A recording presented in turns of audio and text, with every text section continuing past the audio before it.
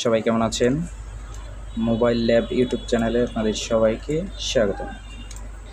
আমরা আজকে দেখাবো সেটা হচ্ছে M30s স্পিকার কীভাবে লক করতে হয়। যেখানে দেখাচ্ছেন সিএমডি, আর এখানে হচ্ছে আপনার এই যে সিএলকে রেজিস্টার এক প্রান্তে, বাইরের প্রান্তে সিএলকে রেজিস্টার, এখানে একটি জাম্পার, এখানে এই যে ডাটা লাইনটা আছে, এখান থেকে আইএসপিটার ডাটা লাইনে কানেক্ট করতে হবে। মোটামুটি আপনার এই যে এখানে হচ্ছে যে 2.8, মানে এটা রয়েছে আপনার ভিসিসি সবসময় ভোল্টেজটা একটু বেশি হয়, আর ভিসিসি কিউ ভোল্টেজটা কম হয়।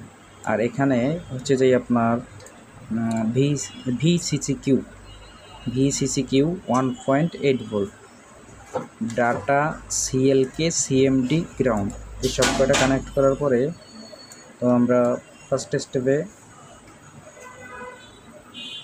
যে আমরা ওয়্যার দিয়ে আইএসপিগুলো সব কানেকশন করে নিলাম। কানেকশন করার পরে এবার আমরা দেখাবো ইউএফআই এমএমসি টুলবক্সটা ওপেন করতে হবে। ওপেন করার পরে কানেক্ট করার পরে আমরা এই যে একটু খেয়াল করবেন, ভিসিসি দিলাম 2.8 এবং ভিসিসি কিউ 1.8, আর যা বাদ বাকি আছে অটো দিয়ে নিলাম। এবার আইএসপি এখানে টিক মার্কটা করে নিতে হবে, এখানে থাকবে না আইএসপি, যেহেতু আমরা আইএসপি দিয়ে করবো তাই আইএসপি এমএমসিটা আইডেন্টিফাই করতে হবে। আইডেন্টিফাই করলে আর যে আমরা দেখতে পাচ্ছি এখানে আইডেন্টিফাই হয়ে গেল।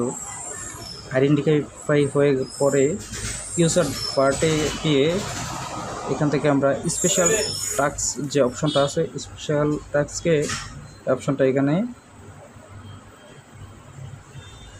ক্লিয়ার এফআরপি লেখা থাকবে, যেহেতু আমরা ওটাও আইডেন্টিফাই করে নিলাম। এখন এই যে ক্লিয়ার এফআরপি লেখা আছে, জাস্ট ওয়ান ক্লিক আইডেন্টিফাই করবেন। তারপরে স্পেশাল টাস্কে গিয়ে শুধু অনলি ক্লিয়ার এফআরপি লক, এই যে দেখতে